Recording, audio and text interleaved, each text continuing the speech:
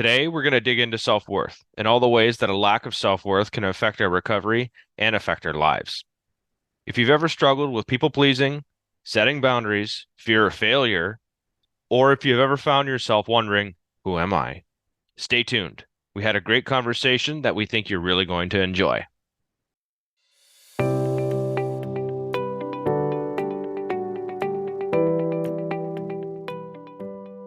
Welcome to Through the Glass Recovery podcast, where we believe that connection is the opposite of addiction, vulnerability is the antidote to shame, and that recovery isn't just rewarding, but also a lot of fun. We're your hosts, Julie and Steve. Listen as we get together with friends to shed light on the hard things, talk about the other side of addiction, and how we create a life so full there's no space left for alcohol. So we have a fantastic group of people here tonight. I'm going to have everybody give a quick introduction. Christina, do you want to go first? Sure. Yeah. Hi, everybody. My name is Christina. I am in my early 40s and I'm a public educator. I live in Western Colorado, and today is number 943 without alcohol. Very cool. Really awesome. And next we have Tim. Yeah, so my name's Tim Phillips. I have a podcast that I host called the Sober and Happy Podcast. You can find it on any of your podcast apps, or you could go to soberandhappy.com, find out more about me. I've been sober since 2011. My journey started in rehab. I did AA for a while and just found that it wasn't aligning with what I was looking for. So after about 5 or 6 years in AA, I kind of went out on my own path and really started discovering what works for me. And so that's what I talk about. Really cool. Excellent. Really cool. Steve's kind of on that same path. So I think you guys will have quite a bit in common. And I have really enjoyed listening to your podcast. I will also put contact information for Tim in our show notes, so you guys can check that out.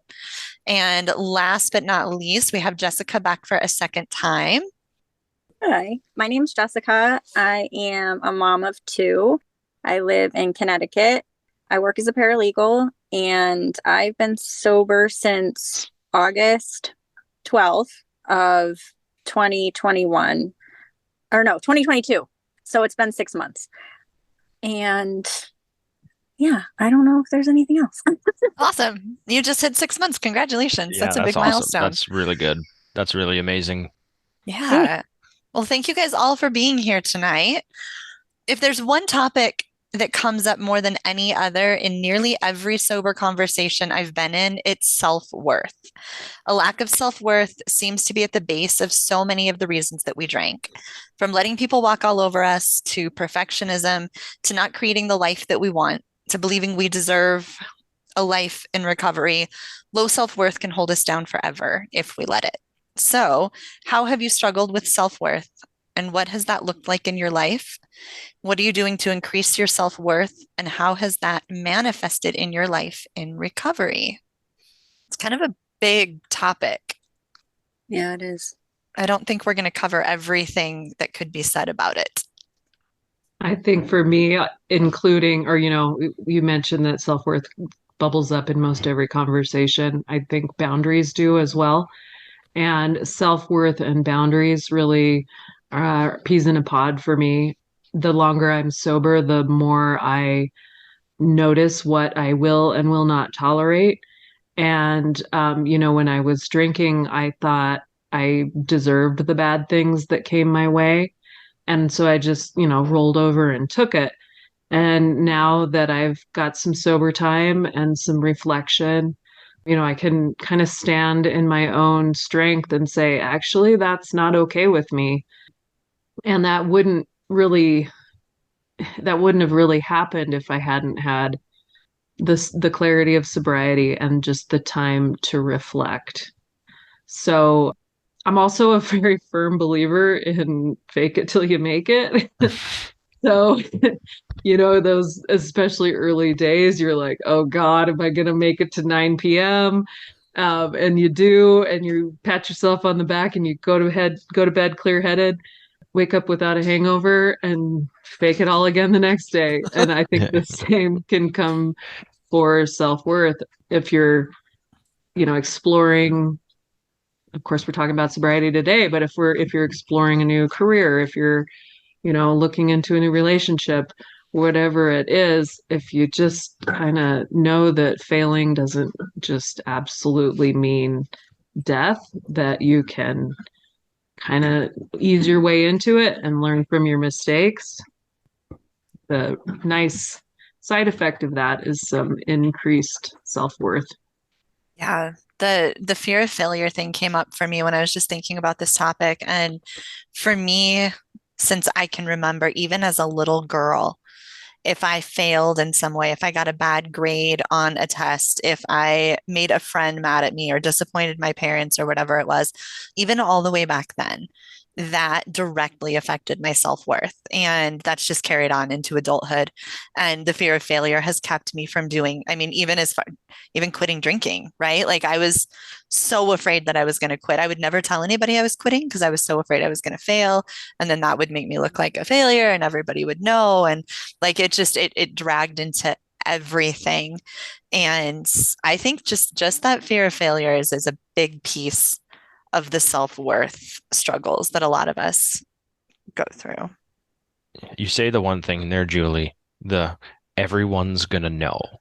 Mhm. Like it matters so much what everyone thinks. Like my self-worth hinged on that so much, so much. You know, what is everyone gonna think? Everyone's gonna think this or somebody's opinion, right? And then, I just hung off the affirmations of others. I needed the affirmations of others just to like make me feel like I was good or I had, Worth. yeah, I had value. And it always came from the outside. From doing something crazy or making someone laugh. And, there's that little hit of dopamine. Woo, I did it. But it always was so short. Mhm. It was so short-lived. And then it's like you got to do again and again and again and again and again, only to end up feeling essentially empty at the end because it never came from an authentic place. It never came from like within. I never stood up for myself. I there's the You talk about that and then saying no and then saying sorry with intention and certain things where saying sorry for something that I wasn't responsible for and not saying no is complete self-abandon. And there goes all of my worth with it because I'm handing it over to someone else that I am expecting to treat the way I need them to treat it without having communicated it whatsoever. Mhm. I feel like the whole concept of self-worth is such a big part too. For me, I know it was a huge part. It was a cycle, and it was like I was drinking and then I would do things or say things or just feel horrible and not be the kind of person I wanted to be. And then I would feel so bad about myself. I would just do it again the next night because, well, why not? Like I felt horrible. So I'm just going to keep drinking because there's no point in trying to do better because I'm going to fail at that. And just feeling like I didn't have any sort of like healthy outlet. I didn't have really any hobbies. I mean, the kids take up a lot of my time, but I recently started doing the CrossFit, and that is like such a big, that's just something like I channel my energy into so much now. And I feel like it's for me. I go to class at 6 a.m. So it's just my time. It's just me. It's before the rest of the family's up. And it helps me to feel a sense of self-worth. And it also, I couldn't have done that while I was drinking. There's no way I could have woken up. Even if I went to a later class, I would have been hungover. I always felt terrible. So choosing to stop drinking it's a slow process, but it has given me the ability, I guess, to find things that build up my self-worth and that make me feel better. Quitting drinking was you showing yourself that you were worthy. Mm. It's the first step in doing it. Yeah. Yeah. So when I listen to you guys talking, I love stories. So I'm a big storyteller. I learn a lot from stories. And one that came up to mind, so there's a story of a golden Buddha. So in Bangkok, there's this Buddha statue that's 9 feet tall. It's like 6 tons. And I think it's worth like $250 million just in its weight in gold. But for 200 years, the monks in that monastery did not know that the Buddha had that much value, because 200 years prior, when they were being invaded, some of the monks, to try to hide the value, covered it up with a lot of clay and broken pieces of glass because they didn't want the army to see the true value. So what happened is when that army came through, it unfortunately killed all the monks in that monastery. So no one knew of the true value of it until they're about to relocate it 200 years later, and the clay cracked just a little bit, and that one monk saw the value shining through. So the reasons why I love that story is, one, I think we all have a golden Buddha inside of us. And I think that a lot of things, that's our self-worth, that's our value, and like Julie talked about, a lot of that layers that we get covered up starts when we were a kid. It's good, loving people that we have in our life often are applying their limiting beliefs onto us. And it may be well-intentioned, but what it does is it starts breaking down our self-worth. Because if you think of a little kid, they're not born with low self-worth. You watch a kid trying to learn to walk. When they fall down, they don't get up and say, you know what, I suck at walking, I'm never going to try again. They get back up, they try it again, and that's what we're born with.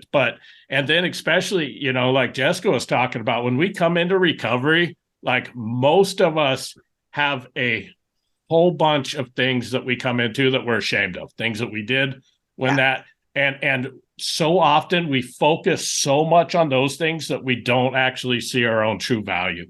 So, I mean, the things that we need to do, one is recognize those cracks, whatever it is that you could be proud about yourself today, focus on that. I work with a lot of guys that say, I'm a horrible father. And I said, okay, well, what do you think a good father would be? Write down those qualities. And as they do it, they start to notice that they actually do possess a lot of the qualities that they consider a good father, but they're so focused on the mistakes that they don't recognize those good qualities that they do possess. And then you need to start working at cracking away more of those layers of it. So what are the other qualities you want to possess?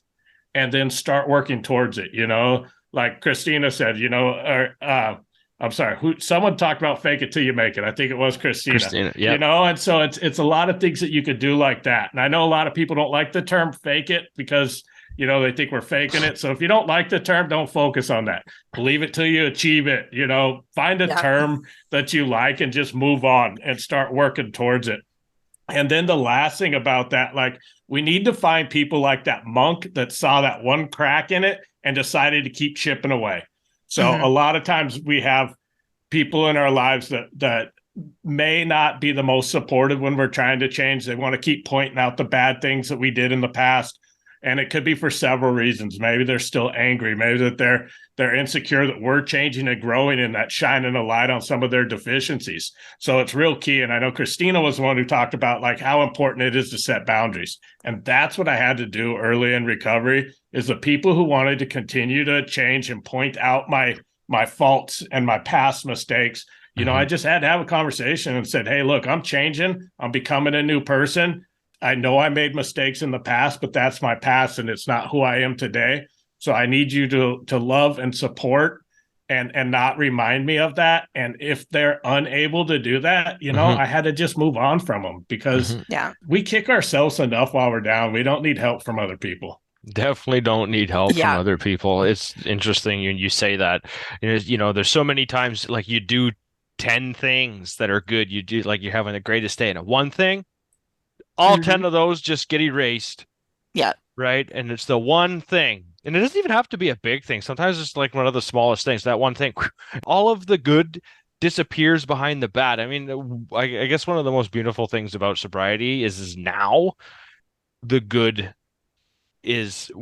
overtakes the bad. Like, there's the one bad part, but that one bad part is just the lesson that I get to figure out what I'm going to do next with, or what to figure out. And then it all blends in with the good instead of the other way around, because the good always disappeared into the bad regardless before. And Yeah, and it's hard to focus on the positive because and like you were talking about, a lot of times we look for outside reassurance that we're a good person. So you could see someone do something good, they're excited about it, they post it on Facebook or Instagram.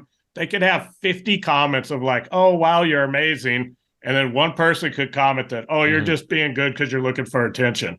And all of a sudden it takes away all of the joy that they got from that act. Yeah. Yeah, Yeah. that's so true. One of the things I thought about when I was on my way here was okay, one of the things I needed when I first got into sobriety is I needed the affirmations from everyone else to see what I couldn't see. Hmm. And then as soon as I started actually taking that in, I had to learn that I didn't need that anymore because I am actually that reflection. Yeah. And now now we're at the point I'm at the point we're at the point where I have a podcast, I'm on social media, the likes are coming in, and it's like, what is the value of the thought that I just put out there? What is the like how many times was that viewed? And I can get wrapped up in that and then hold the value of the thought to the candle of how many likes and views were given it. And so it was one of the conversations that I actually had with Julie. It made it as far as the message needed to go. So it made it to the person who needed to hear it, and that was it. That's the way I've made this okay with me for if it has one like or two likes, it made it to the person that needed to hear it. And I think that's like that's really helped me be okay with just this is my thought. I like it. It means something to me. I get to share it now. Hmm. You guys have sparked a couple of thoughts for me. So when Tim was talking about the golden Buddha, that also kind of makes me think about authenticity and how we cover up everything that we really are with all of these different masks and good deeds and fancy Facebook posts and, Pinterest perfect houses. And we cover up everything that's actually inside. I think authenticity for me has been, and I've talked about it before, it's been the foundation of what recovery is for me because I was always trying so hard to be everything I thought I was supposed to be because I didn't have any value in who I really was. And like Steve was saying, when you show up in a recovery community, it means so much in the beginning when people do give you those words of affirmation. The difference for me was that I showed up as me, as broken and flawed and hurting and all of those things. And I just let that show. And then I still when it was just me, like raw and no nothing pretty on the outside, not pretending to be anything. And then people still had things to say to me, positive things, affirmations. That was really meaningful because I was allowing myself to really be seen. And I think authenticity goes a really long way in our self-worth.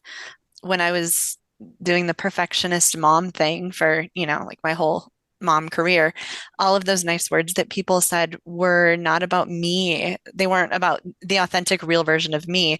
They were about this persona that I had created. And so all of those nice words, I kept working for them and working for them because they felt good for like a minute, but they never really hit home. They never really hit my core because I had too many walls up and too many masks on to let those have any value. I think until we really get in touch with who we really are and start letting people really see that, our self-worth is probably still going to struggle and suffer. And that part is really scary. It's if you show up fake, the affirmation that you get that with it isn't real either. Exactly. And I don't know how it is further into recovery. I'm only 6 months in, but you know, the days ebb and flow. I mean, some days are great and you know, I feel like, oh, I'm doing great. I got it together. Everything's great. And then some days like just not good days and I just feel like I'm just not like performing at the potential, like at my full potential. And I know because I've seen the good days and I know what I'm capable of now. I'm, even on my good days, I'm not perfect, obviously, but it's good enough for me. And so just having those bad days it just makes it hard. And it just kind of like brings me back to, that feeling that I had when I was drinking. And it's just, I'm wondering, will it get to a point where I feel better more often? And then I think it was John, the podcast that I was on previously, and I think it was John that said it's not realistic for him as an individual to feel like super happy all the time. It's just not him. And that resonated with me because I'm I'm kind of like a depressy person. I always have been. And I don't think that there's necessarily anything wrong with that. That's just part of my personality. So maybe I'm trying to attain something that's just like not feasible for me personally. There are very like bubbly, happy people. That's just not, I don't like operate at that level, like I'm just Mhm. kind of, I'm down here. Well, and that's authenticity. Much value is put in being an extrovert and being bubbly and being positive all the time. Yeah. And the poor introverts, I'm one of them, we, get like pushed and pushed and pushed to just be that. And without introverts, without quiet, reflective people, we wouldn't have the inventions that we have, right? And I just to kind of circle back on what Steve mentioned about the likes and we have to remember that most technology is designed to be addictive. Hmm. Mm-hmm. And so when we place our self-worth in the number of likes or how many comments we get, then of course it's going to be extrinsic motivation. Yeah. I mean, you guys asked me at the beginning, am I on Instagram? No, because I'm afraid of that kind of stuff happening to me. That like really, if you're going to really ask me why, I mean, I love to look at photos and videos and yeah, sure, cute cat videos all day. But do I want to hinge how I'm feeling on that? But okay, one other thing on what you were just saying, Jessica, is early on, if I had just known that there were going to still be bad days, I think I would have been more easy on myself. Like I thought, okay, I'm sober. Everything's going to be roses, right? That was the one thing that was wrong in my life, and fixed that, everything's going to be great. And 2.5 years in, I still have bad days. But that's that other side of that perfection. We're still humans. We're Mm-hmm. still going to have bad days. And just to like know that, I don't know, for me it was a game changer to be like, okay, just because I'm having a bad day doesn't mean I'm going to drink. And it doesn't Right. mean that tomorrow's going to be worse. Like it is what it is. Yeah. And I think sometimes it helps to remember people who don't have addiction problems still have bad days. They still don't feel like they're performing to their full potential. They still struggle to get through a day. It's just a part of life. I think that that's just life being life for you. I think you said something, Jessica, that was really important at the very beginning of when you were talking. And it was about on your good days, you feel like you're good enough for you. Mm. That right there is the definition of self-worth to me. I am good enough for me. There was one day that I was on the phone talking to Steve. It was kind of out of the blue, and I was like, I am good enough for me. And I felt that in my core for the first time ever. And that was kind of like, it was an earth-shattering moment just there in the middle of the day, because that was the first time I ever felt like I could say, I'm good enough for me. Right now, I'm good enough for me. I like the person that I am now. And also a little bit of I can forgive myself for my mistakes when I make them. Mm. And just being able to say those things has changed my life. I mean, not to say that I don't still struggle. I definitely still struggle. But most days now, I'm good enough for me. And if you can let that be enough, if you can find a way for that to be enough, I think that is inherently what self-worth is, I think. Mm-hmm. Yeah. And Jessica, I've been sober 11 years. So I'll let you know, one, for me, bad days still happen. But what changed for me is one, I had less than I did before. My bad days look different today. So, like, if I have a bad day, like, I don't think about going and drinking. Like, I haven't thought about having a drink in probably 8 years. It hasn't crossed my mind.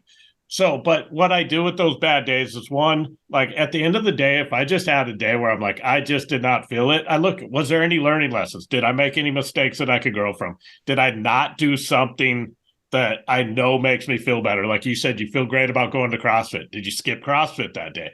Okay, maybe I should go to CrossFit on a day that I say I'm going to. So you could learn from it. And then some days we just aren't going to feel it. Like we've turned into with so much of social media, I think we've turned into this society that thinks that we're supposed to have good days and be happy all the time. But like we're given different emotions for a reason. Like, Yes. and I'm not talking about huge levels of depression where you're suicidal. I'm talking about just feeling a little depressed. Most of the time when I'm just feeling a little depressed, it's usually because I'm not doing something I'm supposed to be doing or I'm doing something I'm not supposed to be doing. So like Yep. for me, mild, like just not feeling it, depression usually is like that emotion doing what it's supposed to do. Like it's supposed to motivate me to do better, to grow, to stop making mistakes. So I could look at it and say, okay, what can I learn from this? And then just if you made a mistake, be gentle on yourself. Like we're going to make mistakes. We're going to hit roadblocks. And the key is like, are you still moving forward? And some days I just have a bad day and I don't know why. And on those days, I just have to remind myself that, like, you know what? I've had bad days before and they're not forever. So long when we have a bad day, we get stuck in this like permanent, we want to make a temporary feeling permanent. And a lot of times we make permanent decisions based on temporary emotions. And that's usually where you see people relapse, where you see it like, because it feels like, oh my God, I'm going to feel like this forever. But you have to look back like, oh, I had a bad day like this a week ago. I woke up the next morning and I felt fine. So you know what? I'm going to push through this day. I'm going to keep doing what I know makes me feel better. I'm going to wake up tomorrow. I'm going to attack tomorrow and just be gentle on yourself. And sometimes I have a bad day and I'm like, you know what? Normally I don't go to bed till 11. I'm going to bed at 9 tonight. Like I'm just done with this day. I'm going to wake up tomorrow. I'm going to start all over. And a lot of times, and I give myself permission to do that, because I know I'm my hardest critic. And I think most people in here could probably say the same thing. And so like I think the level of perfection that I used to hold myself up to, and I still struggle with that today, is ridiculous. And all it does is really just keep us down. Yeah. I like what you said there about emotions, and I think that's one that can be reiterated, that emotions are messengers. The reason we feel things is because they're bringing us some kind of message. It's our job to figure out what that message is. And so if you are feeling down or if you're feeling frustrated or whatever that is, if you can stop and just look at what has happened that day or where you're at in your head, a lot of times it's just in your perspective. I think there's just so much to be said for that. We all tend to think that the negative emotions or the bad days or the depressive days are a bad thing. And really, it's just an emotion coming to tell us we need to look a little deeper and figure out what's going on. I think comes down to sometimes just learning to sit in it a little bit, even though you're uncomfortable or you don't know what it's called or you haven't named it. So you're a little melancholy. Maybe you're more melancholy than you'd like to be, but that's just how you are. That's kind of the way I was kind of describing it when you were in my head when you were saying there's a friend of ours and he describes it as melancholy. And he's an introvert too. And he talks about it in a positive way, which is interesting, but he did some reading and he goes, this is pretty much kind of where I sit. And it was really, really cool the one time to hear him talk about it like that in a meeting and just be completely okay with it. And he is. It's just really neat to see that. And he found something that he could relate to in a way where it stuck. He's like, yeah, that's where I sit. This makes sense to me now. So it's okay if it doesn't make any sense. It doesn't have to. Yeah. Right. It's more or less like making the attempt Every time you make another attempt, you learn a little bit something new and make an attempt. It's like failure is an amazing thing in sobriety if we just let ourselves do it. Because you're going to inherently get more self-worth by getting up and trying again. Mm-hmm. That is the truth. There's a book if you're struggling with actually just like embracing your introvertness. That's it's by Susan Cain. It's called Quiet: The Power of Introverts in a World That Can't Stop Talking. And it is an amazing book.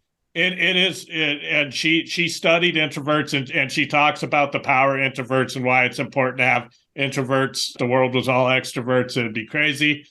But how it talks about the importance of both of them and how the world needs both to function. So that's something that I would suggest because it really helped me. I mean, like you get me one-on-one or with a small group of people, I won't shut up. You put me at a dinner party, like that's it. I shut down. So like it really helped me embrace that part of me. And so it's a good book. I would suggest it. Nice. I think everything that we're doing here is the sardine that's swimming against the stream. And the introvert, always well, not always, but is pressured to feel like they need to speak more. The person at the party is pressured to drink more.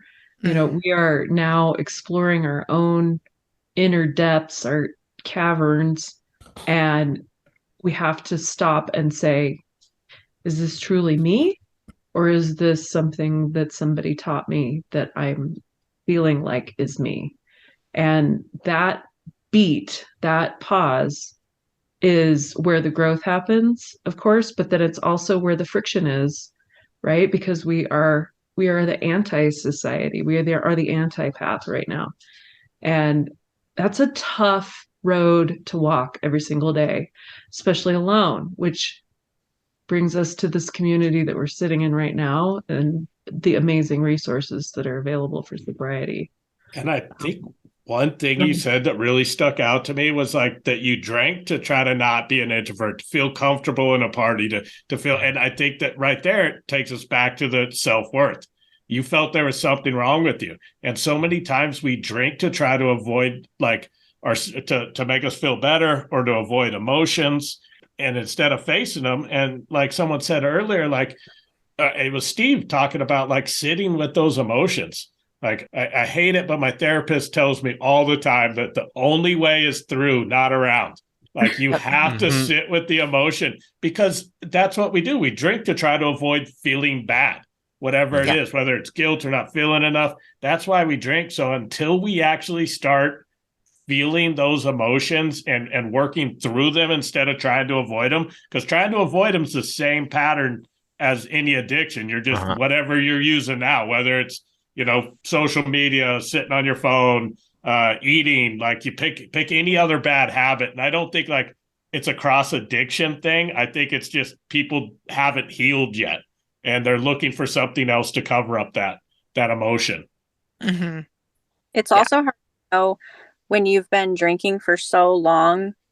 And I think just it comes with age and experience. It's hard to know, well, like I struggle with who am I? Who am I? Because I drank all throughout my 20s and I'm 36 now and it's only been 6 months. So that's something I'm really trying to figure out is like, okay, who am I? What, like, I was drinking to numb a lot of really uncomfortable stuff, but now that I'm not drinking, what am I capable of? Like what are my interests? What sets my soul on fire type stuff, and it's just, I'm still trying to figure it out because I'm really not sure. Like if someone were to ask, what do you like to do? It's like that first date question. That's like the horrible, I would have said drink, but like, I don't really know, I just, because my life, I feel for the most part is really mundane. I have 2 little kids and it's just really like,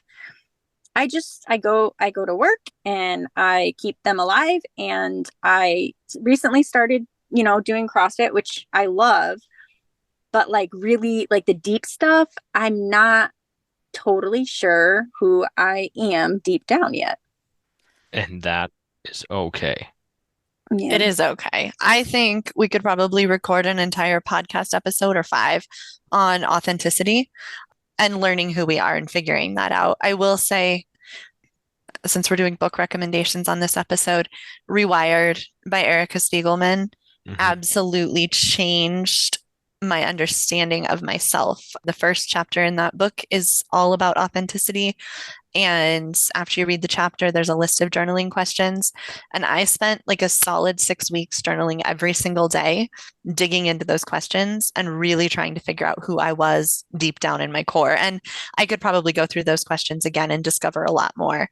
But that was a really great jumping off point for me to at least kind of start exploring that and narrowing it down and figuring that out. But Steve, I think we need to add authenticity to our list of podcast topics because we could probably all talk about that. We definitely do. And the way the way you write, the honesty that in which you write, Jessica, if you pick up that book and read it and answer those questions with the same honesty that you share with us on Instagram, you're gonna learn stuff about yourself. You just are, because that's the way you like what you write is really beautiful, and it's really authentic, and it's real. You're not afraid to be real, and when you're not afraid to be real, that's when you're going to find out who you are. So you're already doing like really, really awesome things.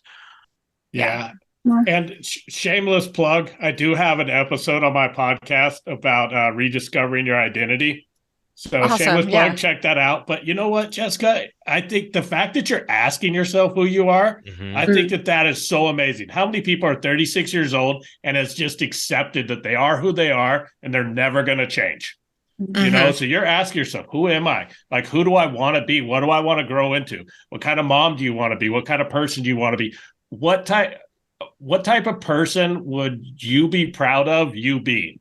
And start working towards that. And you know what? You get to go out and try to see what you like. Try things. You tried CrossFit. You like it. You're going to do more of it. So, I mean, that's exciting to go out and try new things, you know, just say, hey, I don't know. Do I like golfing? Try golfing. Do I like bowling? Try bowling. Do I want to be in a book club? It doesn't matter. Just like pick an activity and just go try it. And I know for introverts, that's a lot harder. But that's also part of just kind of embracing who you are. So you may find activities that are more in line with someone who's introverted, and just try different things and you're going to figure it out. And I bet you're going to like who you find in this process. Yeah, it's just a whole bunch of discovery, and it's the game of life. Now you get to play it because you're not blindfolded by everything. You just have to accept it the way it is. And try and do the best you can with what you have and try and have some fun with it. Yeah. And let it be a journey. It's kind of inspiring, right? It's to think about it. It's exhausting to think that, gosh, you know, like I think people should be ever changing and wanting to do better and learn, you know, keep learning, you do the best with what you know at the time. So keep trying to do better, but it's like, oh my gosh, it never ends. That's tiring. It is. Don't look at that. Just look at today. Yeah. When you go to CrossFit, do you get stronger every time you go? I hope so. Yeah. Well, you will. And that's the thing, that it's the same thing as growing. Whatever aspect you want is, at first it's really difficult, but the more you do it, the stronger you get. And then you'll actually start looking forward to it. It's like the video of Julie and I doing yoga. We both look horrible. And it's like getting over the fear of sucking. Plain and simple. Getting over the fear of sucking. When you went and did CrossFit the first time, how did you feel? Probably pretty ridiculous. Oh, I was ridiculous. Exactly. Exactly. Right? Body. And you went back and you did it again. So you overcame the fear of failure. Tim, you talked about the golden Buddha and the hidden value. I really love that story. We talked about showing up authentically, because if you show up authentically, the affirmation that you do get from that is also going to be authentic. Setting boundaries, looking at those emotions, they're doing what they're supposed to do. They're the messengers. They're telling us, like what Tim explained, they're telling us what we're doing wrong or what we're doing right if we just decide to listen into them. And then self-worth, the topic itself. And the one thing I think it took was patience for me to finally see it and for it to start growing. And I think that's probably one of the most important things is it takes a lot of patience. So I want to say thank you, Jessica. Thank you, Christina. Thank you, Tim, for being on the podcast tonight. Really appreciate your thoughts and really appreciate your time. Yeah, you guys were awesome. Thank you for having us on. It was a lot of fun. Yeah, that was awesome. This whole time, though, Tim, I've been like filling in my own blank on your t-shirt. Sobriety is Trending. Nice. Yes, I love it. Yeah. Fantastic. Nice.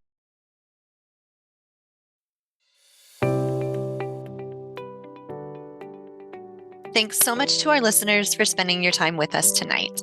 Don't forget to like, follow, and subscribe so you don't miss next week's episode all about forgiveness, forgiving others, and of course, forgiving ourselves. See you then.